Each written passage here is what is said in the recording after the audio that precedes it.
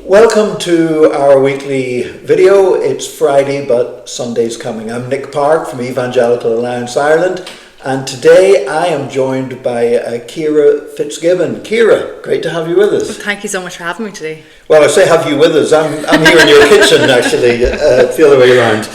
But Ciara, before we get into the work and the ministry that you're involved in, just a little bit about yourself. Tell us a little bit about your own walk with Jesus. How did you come to find Jesus? Yeah, so I suppose in a nutshell, I became a Christian over 20 years ago now, in 2003.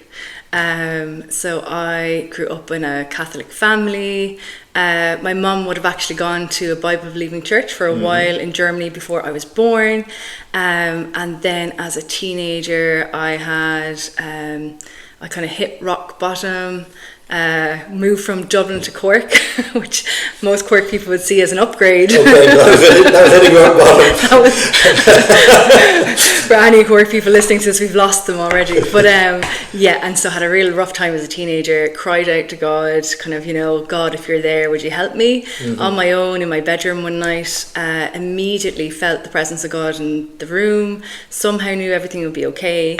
And then I started school, met a load of Christian teenagers who invited me to youth group, and became a Christian over a couple of months. And I made a deal with God. I said, as long as you never let me down, I'll follow you for the rest of my life. And he certainly has his part of the deal. And so, for the last 20 plus years, he has transformed me. He's transformed my life. I met my husband. We're married 16 years ago now. And we have 4 amazing kids. And God has been very, very, very good to us. And following him all kinds of places, in Russia, for example. Yeah. So when my husband was about 12 years old, he just felt the Lord call him to Russia. He said, where do you want me to go, God? I'll go wherever you want. Russia. So for a long time, he was known as that teenager. He bought a Russian dictionary, tried to learn the language. Oh, wow. That wasn't possible. These were the days before Duolingo. Yes, exactly. And Google even, So then, and so he went to Trinity and he studied Russian there. And I just had a real heart for anywhere in the world. I'd been born in Germany. We lived in London for a while, and then the biggest culture clash, Dublin to Cork, as I mentioned. And I had been in Peru, in Lima for a summer as well, with a faith-based organisation there as well, and loved it. And so when I met him, he's very romantic, and he said, I'm going to Russia, you can come if you want. True story. So we were there for 5 years and loved it. And then we came back to Ireland again, just kind of prayed and said, God, where would you have us go? And Waterford came up. Came up. We asked God where, and my prayer was that God would send someone asking if we joined them somewhere. And the very next day got an email from an amazing woman in a church in Waterford, wondering if maybe God would have us there.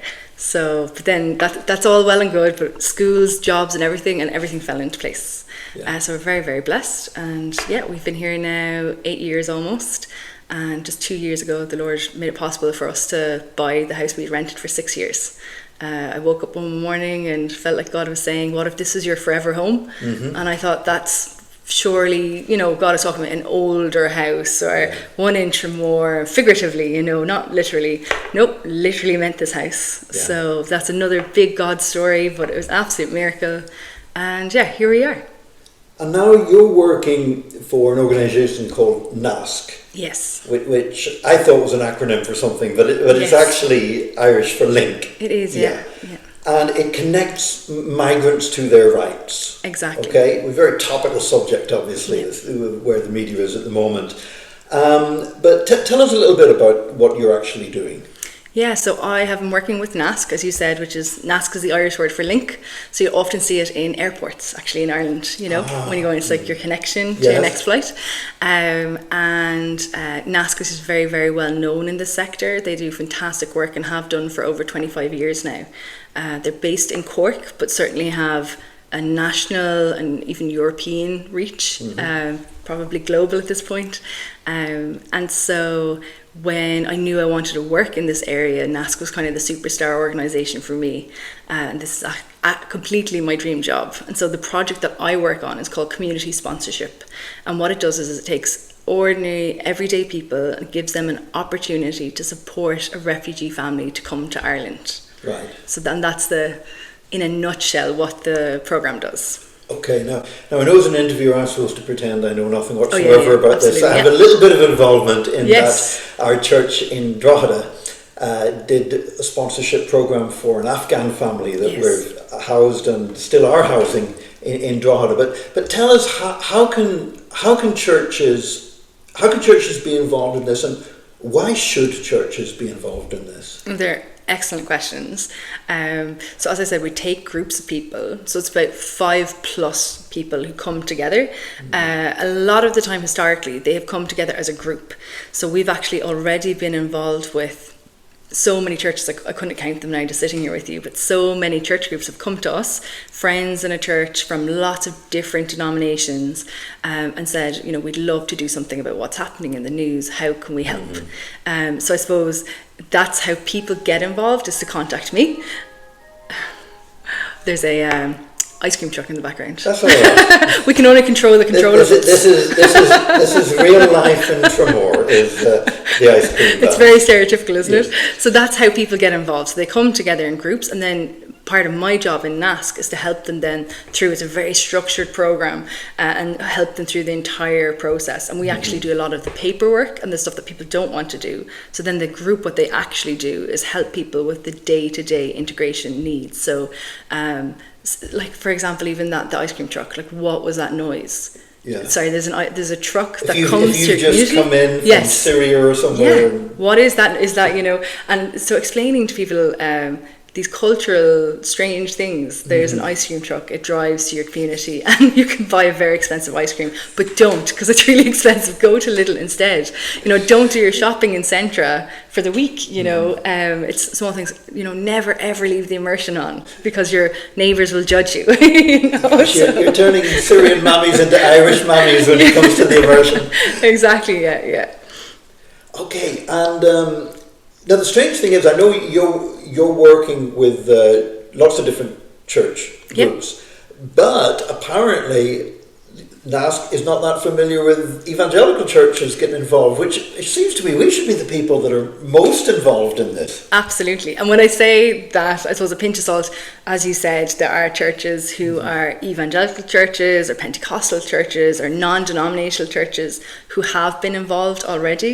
Yeah. But the biggest kind of link we would have to faith-based organisations would be like the Church of Ireland have been amazing, the Quakers have been amazing, and have produced, I suppose, lots of groups and stepped forward to help.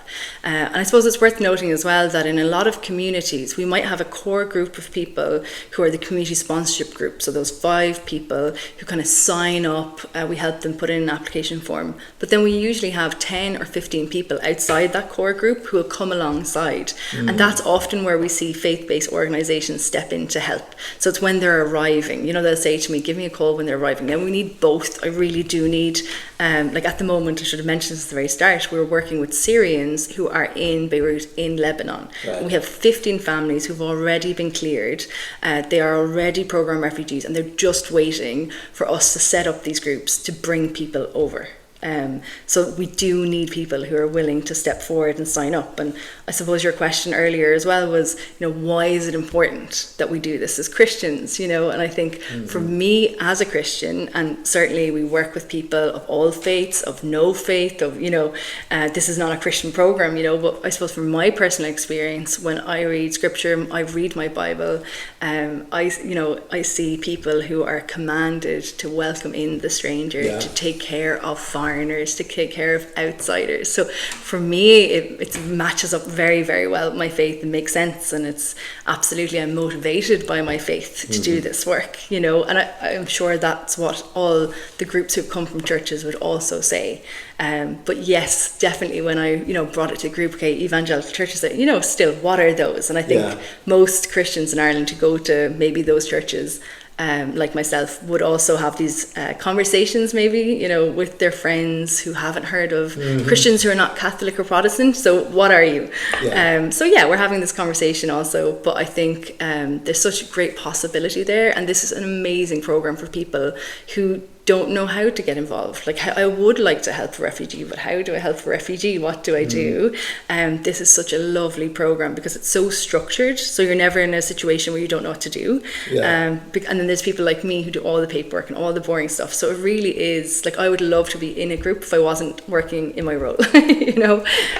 So yes, I think it's a fantastic thing for people to get involved. And it really fits in with the words of Jesus, you know, when he said about, you know, when did we clothe you? When, you know, in as much as you did it for the least of these, you did it for me. And I remember 6 or 7 years ago visiting Lebanon and sitting with Syrian families in their tents in a refugee camp in the Bekaa Valley. And the idea that, to be honest, I've had in my heart a dream since then, if only churches could be connected with these families to help in some way. And you have the opportunity to connect church groups with families just like this. Yeah, absolutely. And because it's a government programme, so we work under the Irish Refugee Protection Programme, which is under Justice at this point. So because it's all set up so nicely, I think it's really just so easy for people to get involved. There is a process involved. There's fundraising, which again, I thought, oh no, fundraising, people hate this. People love the fundraising because it gives an opportunity again to get the whole community involved. And I think that's a really special part of the programme, is that this programme connects a refugee family with the entire community, which is often something we hear about in the news. You know, communities are saying, well, we're not connected with the process. We don't know what's going on. This programme gives a community an opportunity to get involved and to know about who are this family and what's going on. We have a family at the moment in quite a rural part of the country. So we had these 5 people step forward, we'd love to help. And now that we know, so we found housing. And this is another part of the programme. We do need to find housing. But at the moment we have, with one of our partners, so we work with the Red Cross, Irish Refugee Centre and Durrus in Limerick, who are quite like NASC. And through our partners, it happens that people pledge houses. So that's a scheme that's up and running. So that's how houses, because again, people go, housing, are you serious? You know, but there are lots of empty houses. There's so many empty houses. And for whatever reason or other, they're just not. People haven't got to put them on the rental market or sell them. And that's another huge thing that we offer. So like NASC are very good at helping people who. And I know it sounds crazy to say it, but people who have a house who aren't renting it and it's empty, and we know, you know, thousands, tens of thousands of these houses exist, and we're very good at working with people who are not landlords yet to help them to get set up with the RTB, to help them understand social housing supports like HAP and things like that.